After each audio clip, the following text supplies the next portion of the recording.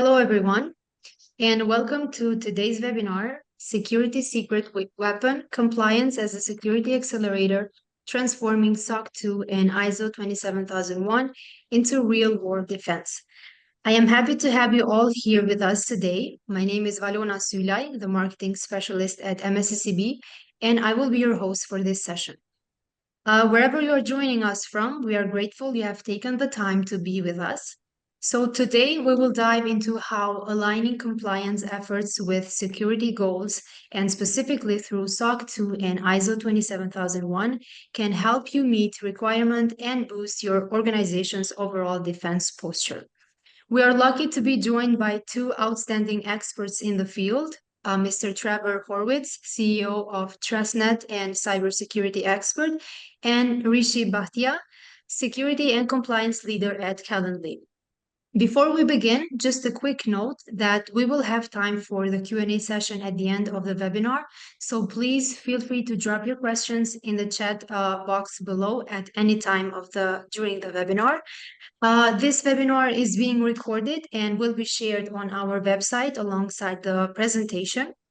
And another note, attendees who participate in at least 80% of the webinar will receive a certificate of attendance that is upon request, that is worth 1 CPD or continuing professional development credits. And with that, let's get started. Trevor and Rishi, over to you. Thank you so much. Welcome everyone. It's wonderful to be on the webinar. And I want to thank firstly our hosts, MSECB, for inviting Rishi and myself to join the webinar. Before we get deep into our topic, I do want to share a disclaimer here. Essentially, anything you say can and will be used against you in a court of law. You have the right to an attorney. No, just kidding. Just quick disclaimer on these opinions. Obviously, those of ourselves and not of our companies necessarily. So get over with all the legal stuff.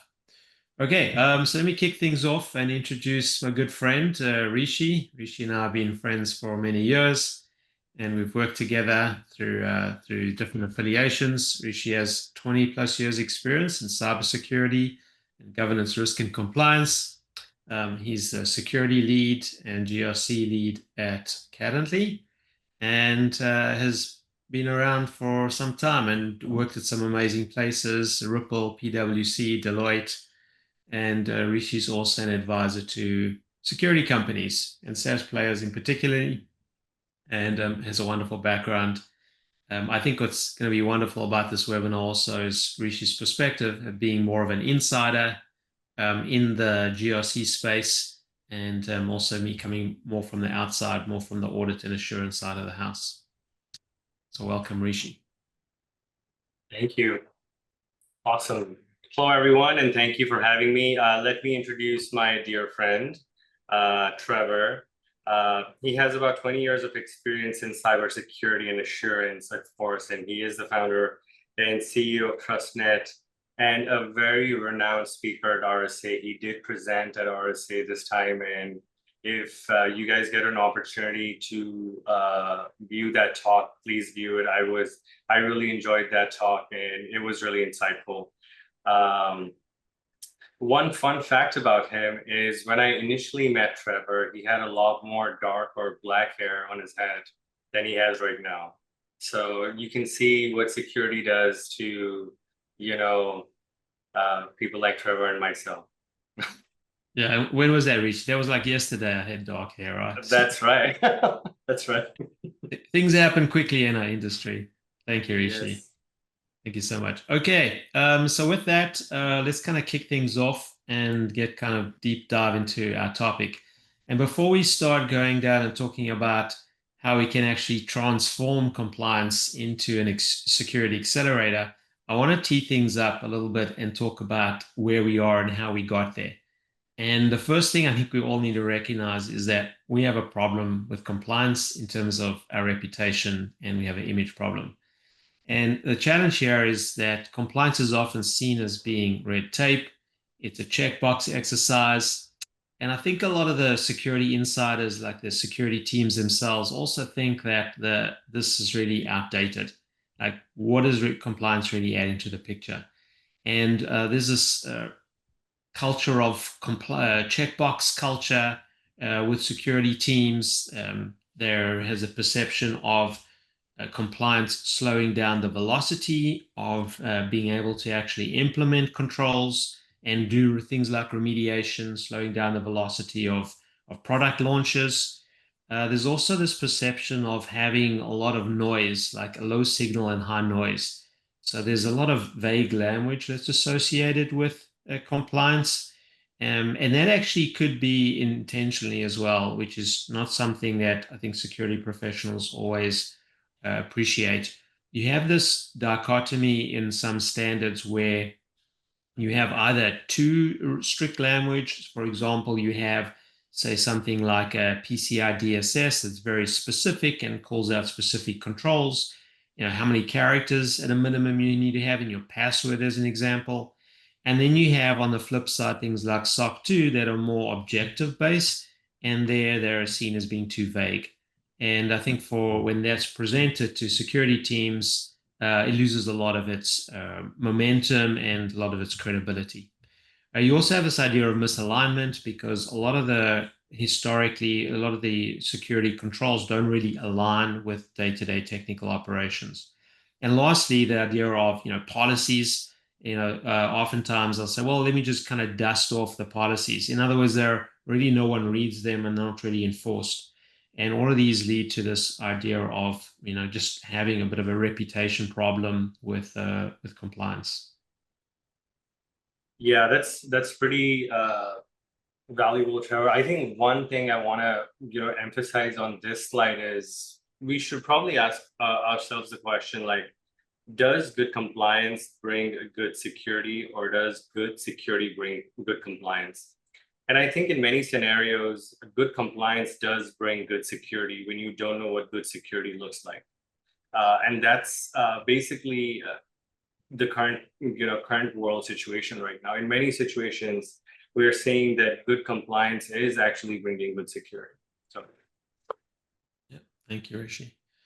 I also want to tee up a little bit and just talk about the evolution of compliance frameworks in general. And again, this is done with the idea of trying to understand where we've come from. And we've seen really evolution from this idea of like checklists for security. And that's the initial frameworks. Historical frameworks often had this mentality, like, here's a bunch of things you need to do and just kind of check off these boxes. And that's, again, was a historical approach to a lot of the security frameworks, and was less based on risk and more about, here's some things that you need to do. Now, they may have good intentions, but it's resulted in some misaligned objectives. And you've also seen the breaches that have occurred over the last decade or so, where you've had some major breaches that supposedly the organizations were actually in compliance with certain frameworks, and also tarnished compliance reputation.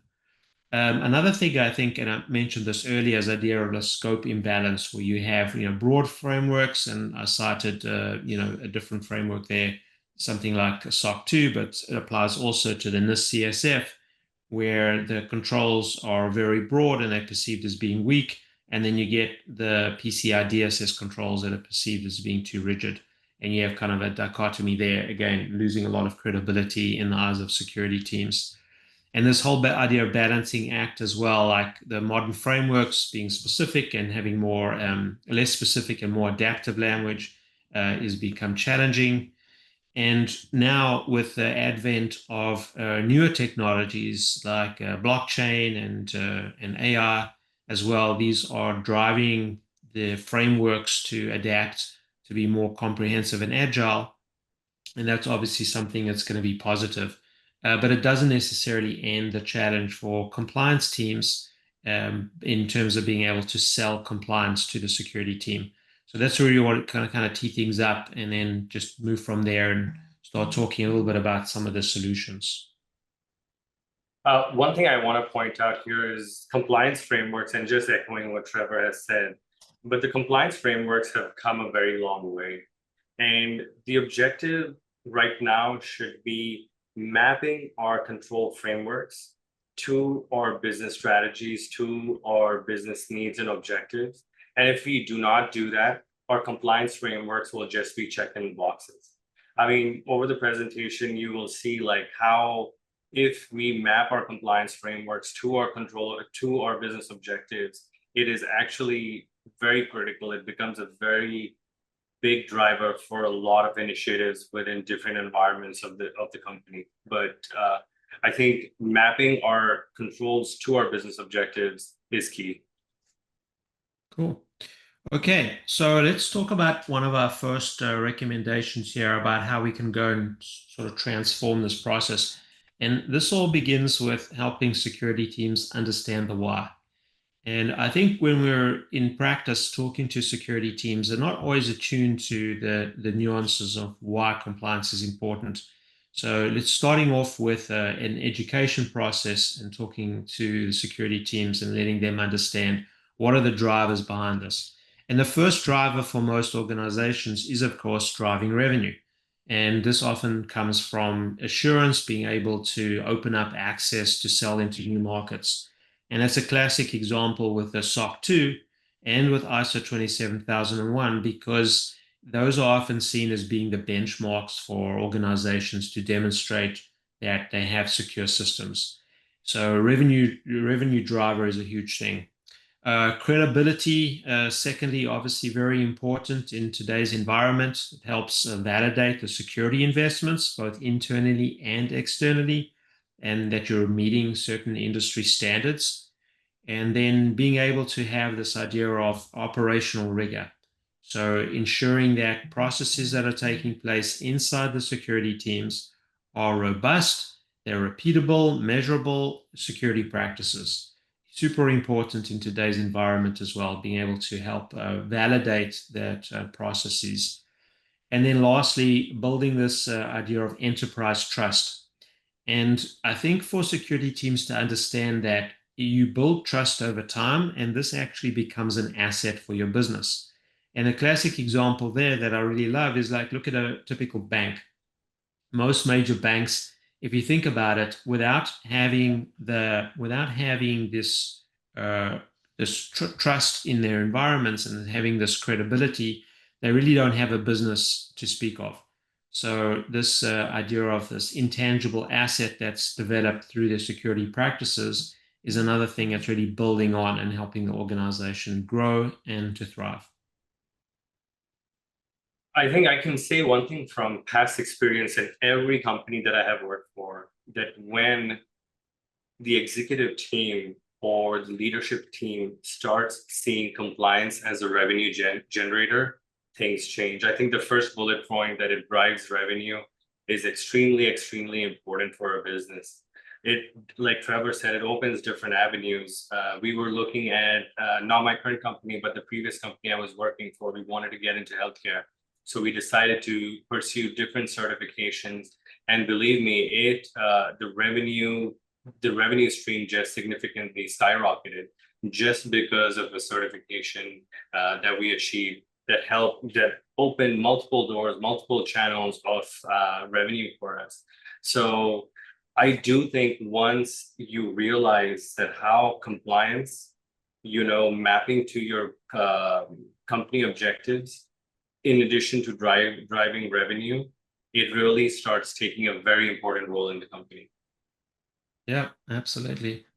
All right, let's move on to a little subset of this, and we kind of touched on this a little bit, and this is a little bit earlier in the previous slide, and this is the idea of compliance really driving security rigor. So I want to hone in on that and kind of talk about that a little bit more. So we said that security, making security repeatable, auditable, and measurable, and why this is so important. One of the first things to understand from a compliance standpoint is that you need to have repeatable processes, which is the hallmark really of a compliance framework. The compliance frameworks want controls to be executed on a consistent basis, and this to be a repeatable process so that there's predictability in the environment. And that's kind of super important from a point of view of being able to build these controls once, enforce them everywhere via automation, and other mechanisms, of course. Secondly, we want these controls also to be auditable. So having clear documented control coverage, and we want to avoid the old school kind of tribal knowledge that has persisted in security teams for many years previously. That's a dangerous position to be in, where you're actually performing controls and it's really just based on gut feel or some tribal knowledge. These processes ideally should be well documented as well and auditable. And lastly, the idea of measurability, which is super important. So being able to track your security posture over time and quantify improvement. And the compliance frameworks are a good mechanism to be able to do that. Not necessarily because it's a compliance framework itself, but it's also because compliance frameworks in general have an audit associated with them. And that, again, helps you to quantify whether or not you're moving in the right direction, or the number of exceptions going down over a period of time versus increasing. And I love this quote that Rishi suggested here: if you can't measure it, you can't control it. It really speaks to the whole background to this particular type of security rigor. Yeah, and one point to mention is, like, as the regulatory expectations evolve, they are starting to push, and I've seen this, you know, I've been in the industry for 20 years now. Like, as the regulatory environments evolve, they're pushing organizations to adopt stronger controls, continuous monitoring, and actually real world mitigation. So the controls are not just controls; they're actually reflecting what the current threats are in the environment, in the industry. You know, instead of being a burden, compliance is actually helping teams right now to being, you know, more auditable and more measurable in terms of KPIs and things like that. So, which in turn actually also helps with real world attacks, you know. So it's, in truest sense, it's very beneficial. Yeah, absolutely. All right, moving on to our next point here, and this is the idea of compliance really being able to unlock resources. And I really love this idea, because this really speaks to a lot of security teams who often need to have mechanisms in place to understand and have some push buttons on how they can increase their funding and why they need funding. So the first idea to share here is just using this compliance as a catalyst to accelerate security. And you do this also through really sharing the idea of strategic funding and benchmarking. And having these benchmarks that are driven through compliance frameworks help you align your investments with these mandates and provide the mechanisms to say, we are complying with industry standards or this particular benchmark. And this is the justification for needing, budget and resources. Intuitively, I don't really like the idea of compliance driving security in and of itself, because I feel like security is the one that kind of needs to lead and needs to be the main goal, because, the old adage of being compliant does not equal secure, and being secure does not equal compliant still holds true. So we don't want the security really or compliance really driving the decisions per se, but we do want to be able to say this is the reason why we need these tools, and to justify them using compliance really as a benchmark. The other idea that also resonates tremendously, and I've seen this through our experience with our clients of all different type of industries, that is using compliance to drive resource requirements, and linking specifically compliance controls to a specific staffing and a tool requirement. So, for example, the organization needs a SIM tool, and because they need a SIM tool, that necessarily is going to mean they're going to need a particular type of SIM, which again justifies the revenue or the expense, at least for that particular tool, and also the resources to help staff it. Whether that's a managed security offering or an in-house tool that you're using, connecting those to the actual compliance controls, I think, is very powerful. And using these compliance-driven tooling, so like I mentioned, SIMs and linking these to security outcomes is also extremely powerful. And lastly, the idea of just having the visibility at the executive level, where you are looking at resource requirements and being able to use compliance as more of like a KPI. So these are the KPIs that we're using to track our security progress and emphasizing ongoing investment and the risk mitigation. I think really ties these things very closely together. Instead of just being in the ether and saying, hey, we need security, and not really being able to tie it to, say, an industry framework, it can really help when you do that for executive visibility and tying this to specific outcomes. I can say one thing for sure that which every company that I have been at, I have seen this happen again and again. When an organization realizes that compliance is a huge revenue generator and brings security rigor that we discussed in the last 2 slides, folks within the organization start investing in compliance in terms of, like Trevor said, right? A SIM tool or a SOC tool. What do we need? How do we need to make sure that the KPIs are appropriate enough? I mean, it's happening right now, even, within the organization. We're actually looking at a stronger SIM tool because our SOC or our control framework, is pushing us to have a much more robust SIM tool. So we are actually investing in security because of compliance. So, Okay. So moving on to our next thought here in terms of another way we can approach this, and this is the idea of compliance transforming audits into security wins.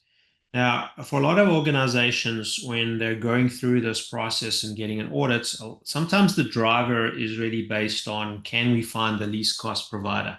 And not really looking at as an audit as an opportunity to leverage the results of that audit and leverage that as a win.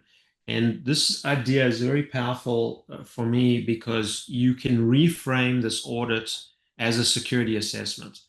And this is where compliance really becomes a proactive security function. And I really love this idea of being able to do that. And at some level, organizations that are going through compliance audits, you have to do it anyway because you have a mandate and you need to go through these audits. But if you pick the right assessor and you reframe your security team to understand why you're going through this, and I say you need to pick your right assessor because not every security auditor or assessor is going to function at this level, and you're not really necessarily going to get this out of everyone. But if you do have the right assessor and the right team in place from the audit standpoint, you really can transform this. So reframing this can really shift this idea into away from a checklist approach and really to proactive security. The other thing that can also help security teams, it helps you validate your controls. And so testing controls against industry standards and really making sure that they're robust enough based on those frameworks.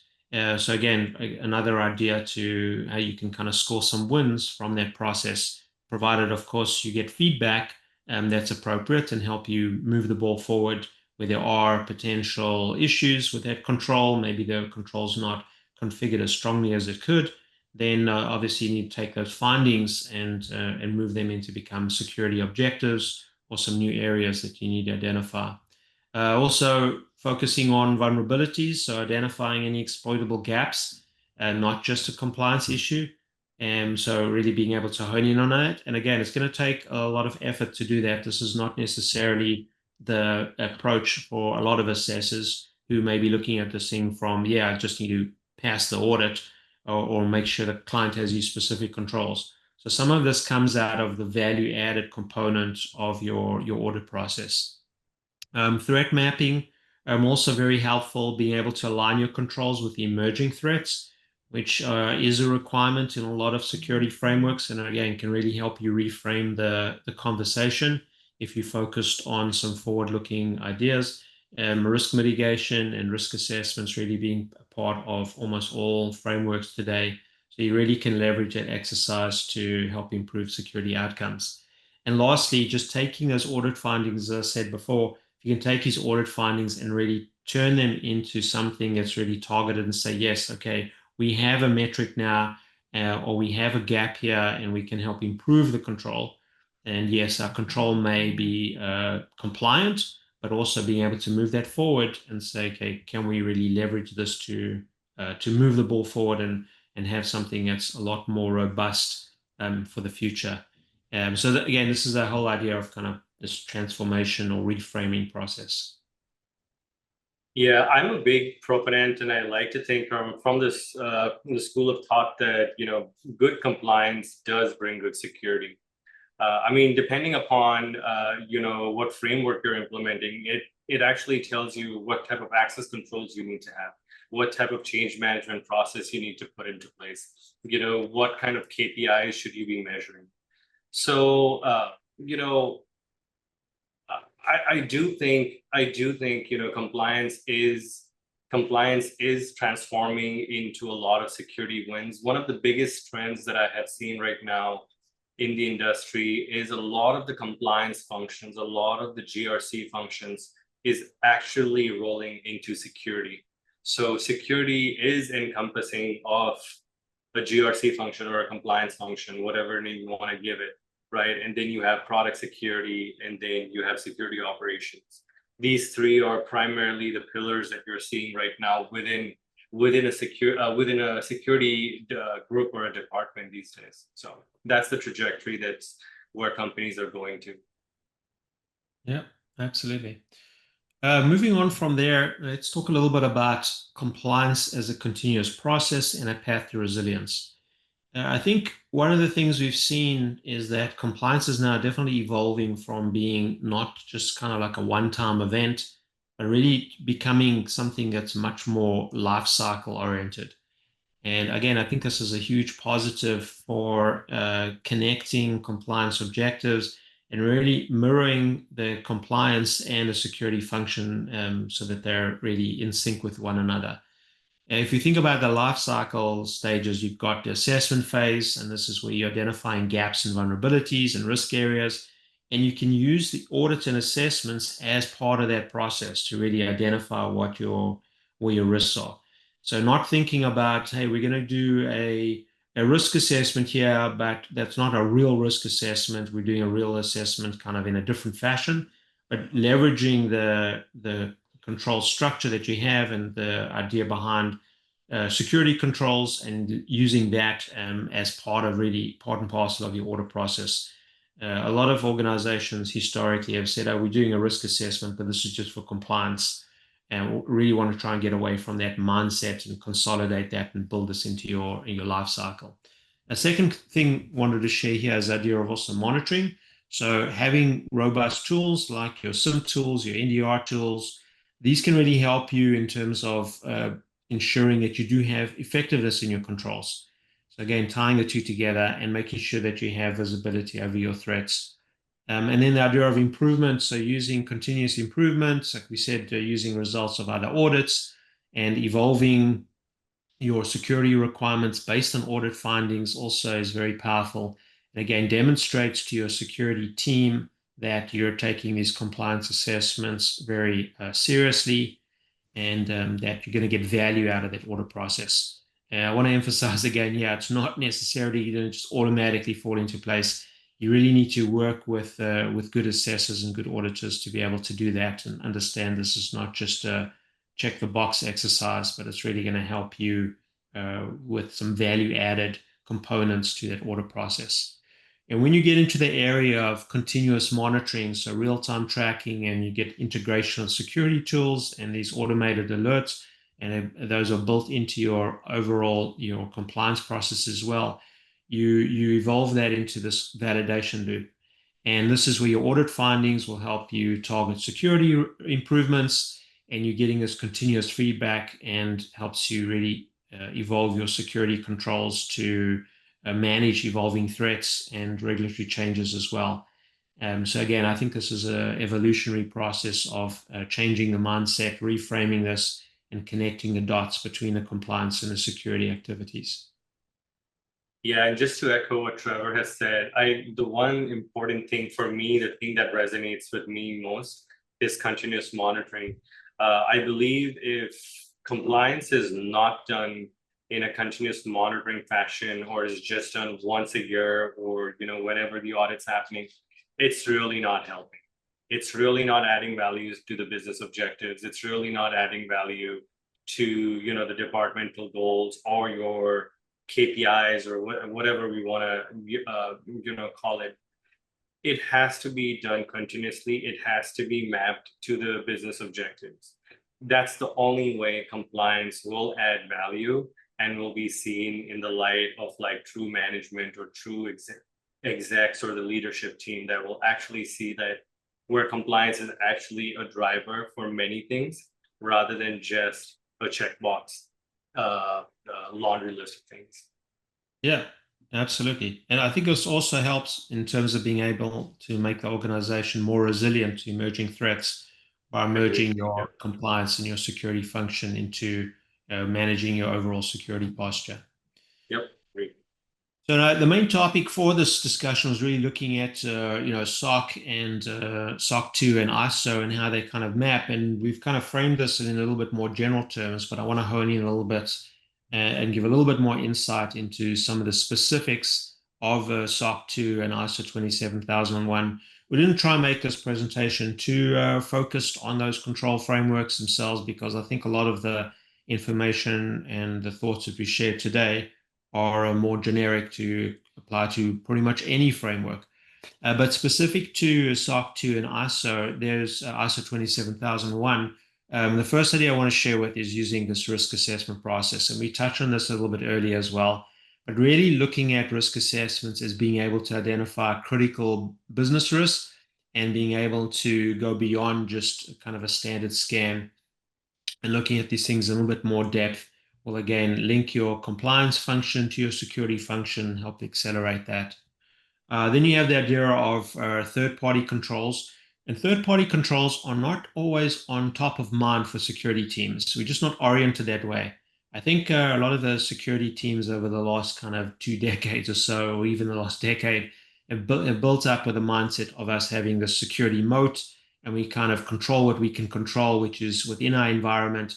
But increasingly now we've got this vector of third-party assessments, and it's pretty much no one today who doesn't have high reliance on third parties, whether it's a cloud provider or you got a SaaS tools that you're using. The third parties are really interacting with this environment across the board.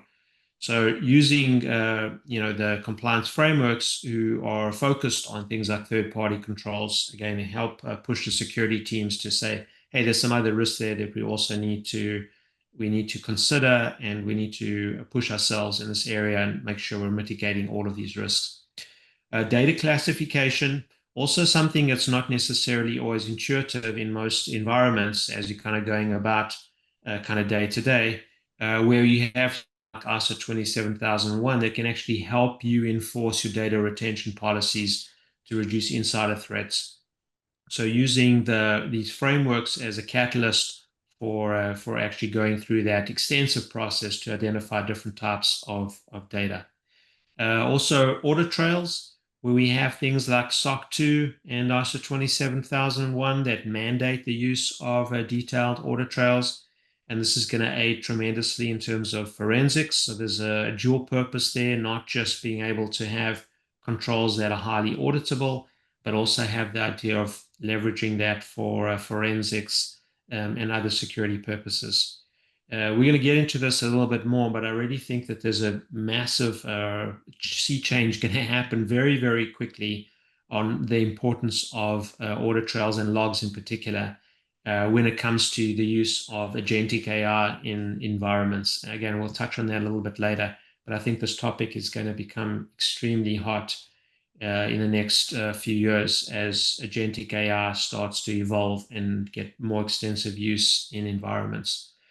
Also, incident response. So we have things like ISO 27001 that require incident response plans tied to business continuity.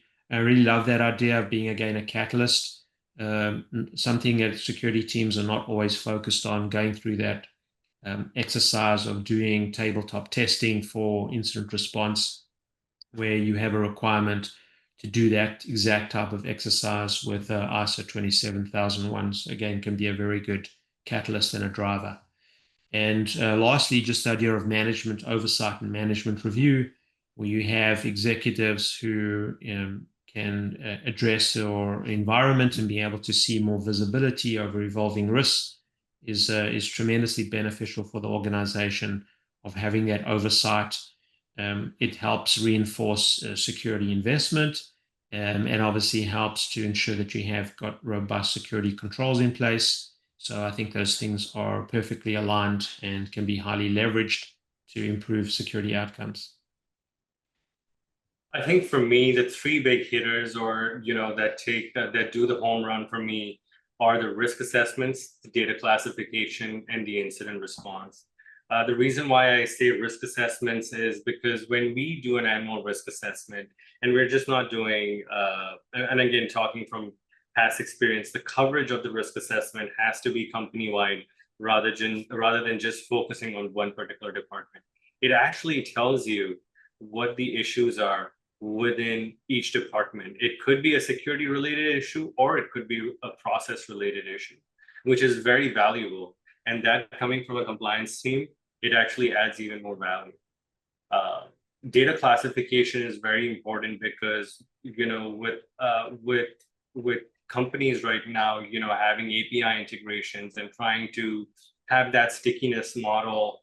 I'm talking specifically around SaaS companies where they, have a lot of integrations with different companies where they, want their footprint in every nook and corner of every other company. You need to understand, an organization needs to understand where the data is, where the PII data is, where the sensitive data is. So things like data mapping tools and things like that. We have actually gone ahead and implemented data mapping tools specifically for data classification. And I'll go one step ahead, even for data deletion. Data classification is huge, from a SOC 2 or an ISO perspective. And then the third point is incident response. I think this is very important because in today's day and age, everybody gets hit with an incident. Everybody. I do not know a company that has not had an incident. Now, it could be a security incident, or it could be an engineering incident, or it could be a support incident. But incident response is massive. Just in my previous company, we revamped the incident response process completely just based on the ISO framework. So, and of course, we were using NIST as well. But, we revamped it, and we saw a huge, from an operational standpoint, we saw a huge uptick in operational efficiency from an incident response perspective. Before, whenever we would have an incident, we would not know who to invite, what to do. We would just, huddle around with a bunch of engineers, try to figure out what the problem was and try to resolve it. But having those proper channels, having, do we need comms? Do we need internal comms, or do we need external comms? Things like that is very important. I strongly believe that compliance frameworks, and specifically SOC 2 and ISO, actually get you to think what you actually want from this tool or from the operational process. So yeah, that's great. And it helps drive discipline as well within the security teams as well, which I think is so useful. Yes.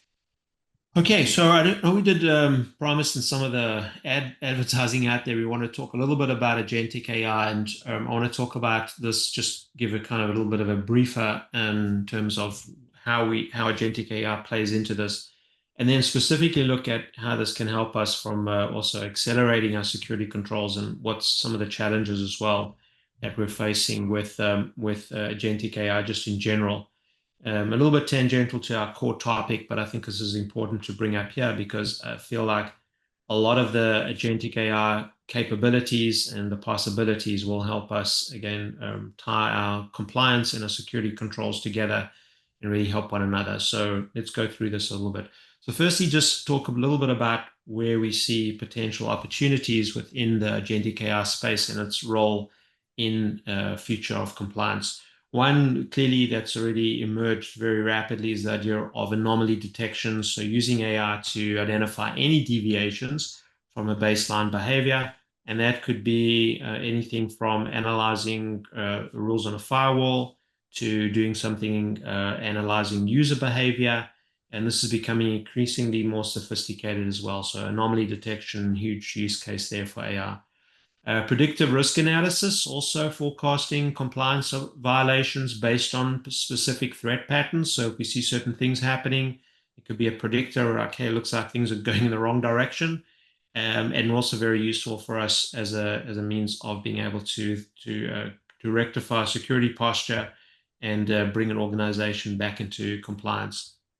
AI integration itself, so looking at these AI tools for continuous monitoring, threat detection, compliance tracking, huge use case there for how this could potentially impact our compliance frameworks in the future. Another really idea that's resonating very much so in security teams, compliance teams, and also the board level is using AI, agentic AI in particular, to optimize your control testing, risk scoring, and incident response. So using these as tools and mechanisms to automate a lot of functionality that would previously being done by people in a very manually intensive, labor intensive process. So being able to optimize controls as well is going to have a huge impact. And then agentic AI in terms of being able to do autonomous detection and threat detection, risk mitigations without human intervention is another huge use case for this agentic AI and its role in compliance going forward. Any thoughts, Rishi?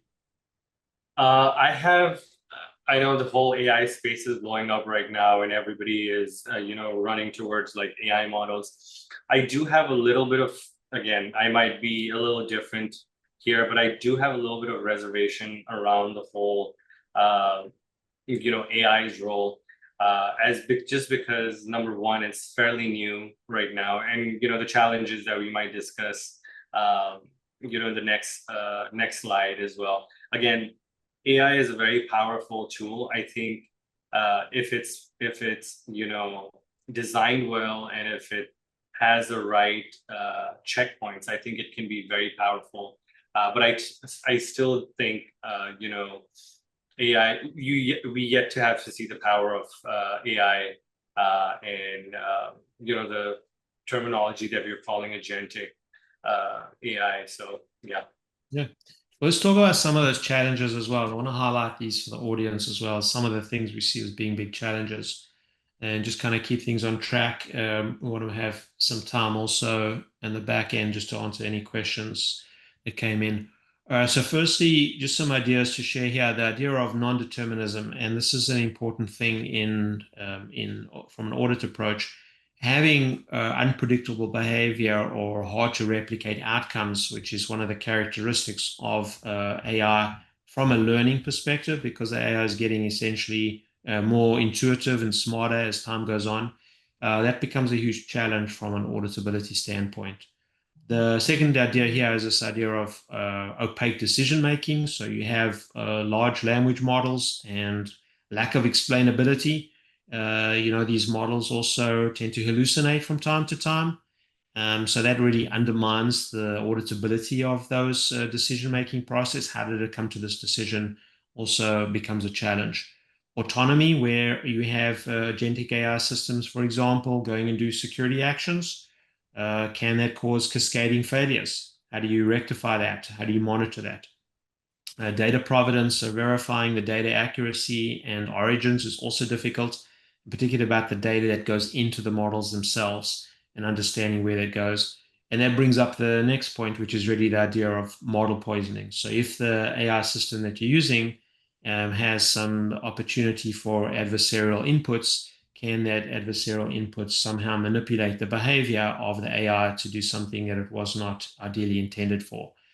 And then drift and versioning, where you have these AI models by their nature are self-learning and learning over time.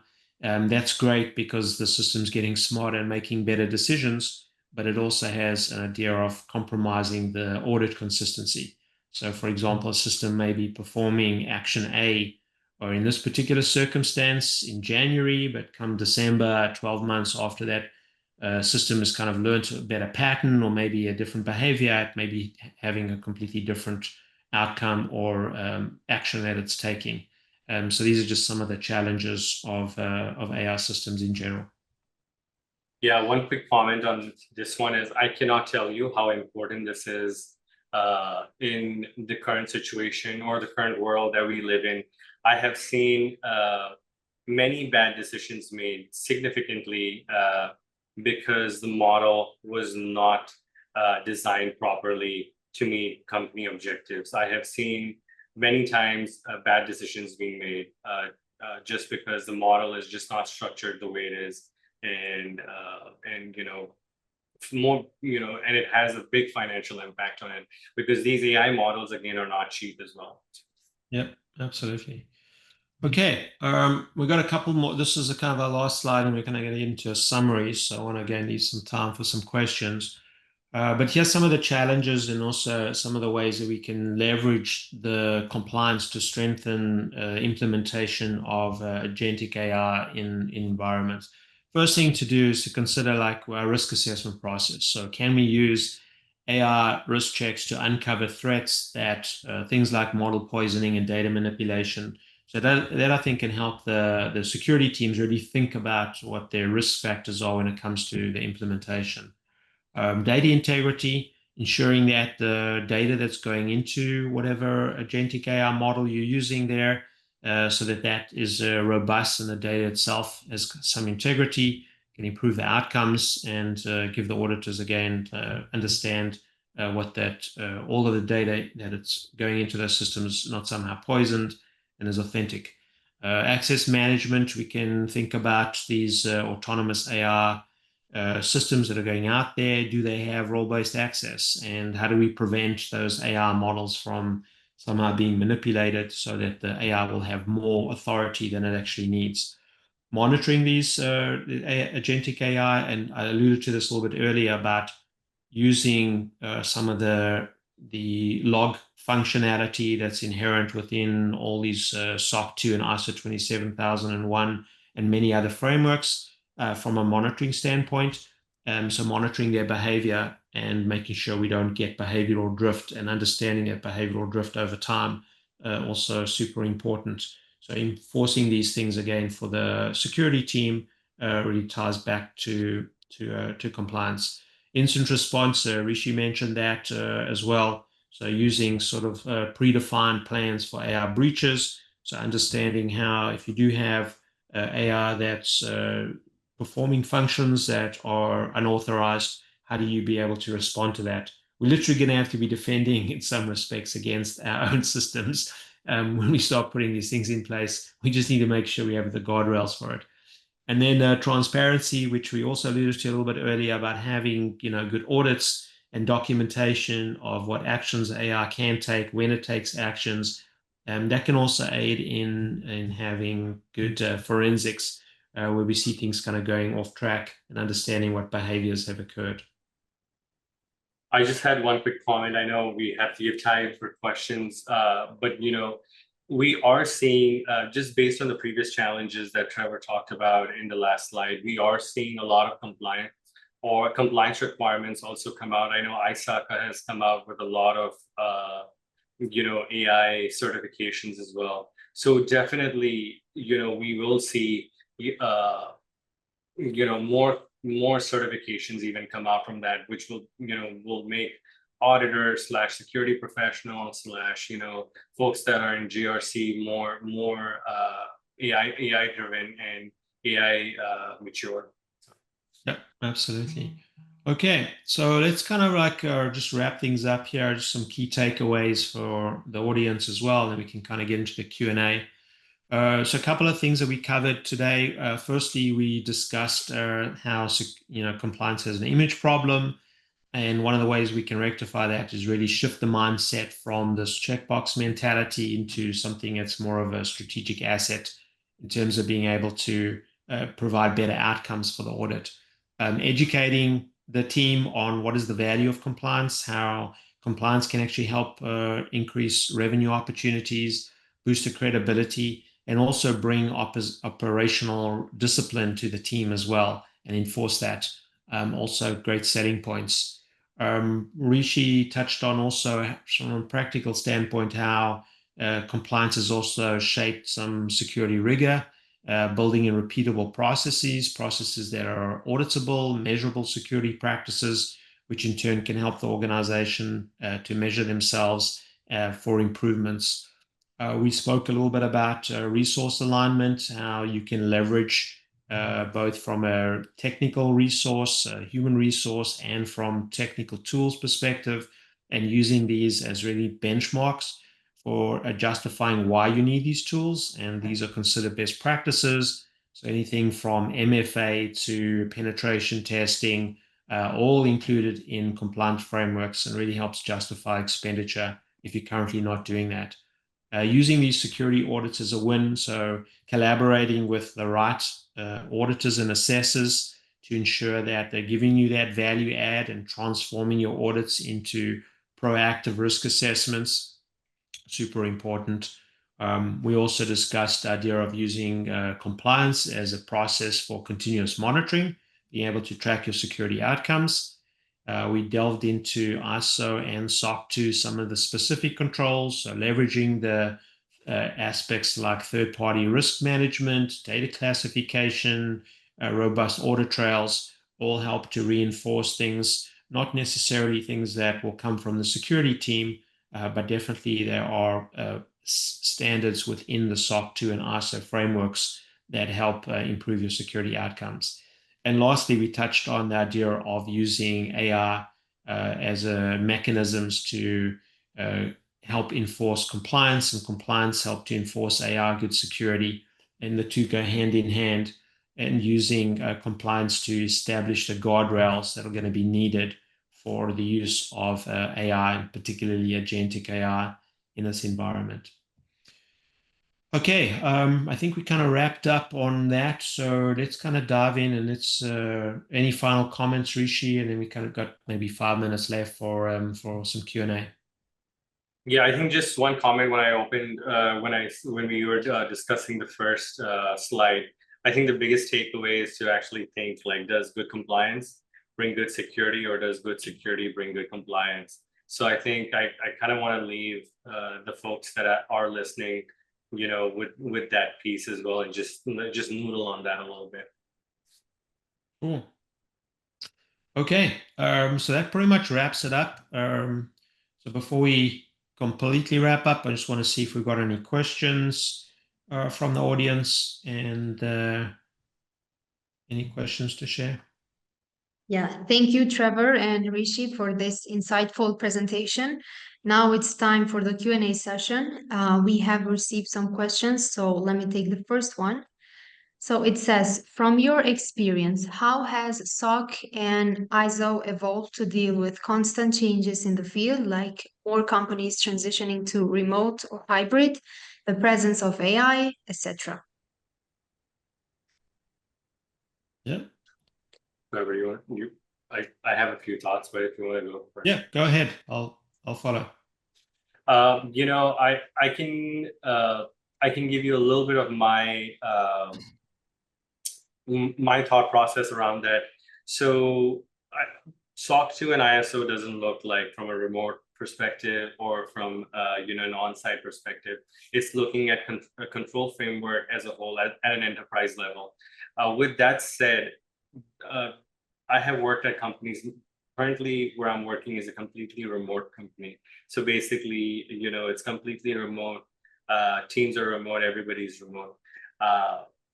I do think with the new ISO controls, there is a lot more preface or a lot more importance on that. Like, it talks about web filtering. It talks about, you know, how we're using things like the WAF and how are we monitoring traffic. There's a lot more controls around that, and a lot more explaining to that. But again, I would go back to my original statement of making sure where the risks are, understanding what the control requirements are, and then mapping your controls to address the risks and the business objectives. I think that is very key. If there is a you know, a control around, you know, network monitoring, we have to put a control in place to address that risk, right? Yeah, it could be ISO or SOC 2, but we have to make sure that we're addressing the risk that we currently have within the organization.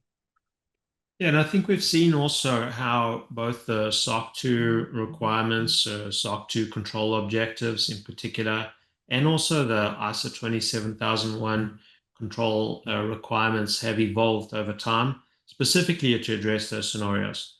The mentality of us having a defined boundary to our systems has really been blown away over the last few years because of the advent of cloud systems, and as I mentioned earlier, also adoption of so many different SaaS tools and the interdependency and the reliance as organizations have chosen to specialize in certain areas and outsource other functionality that they have.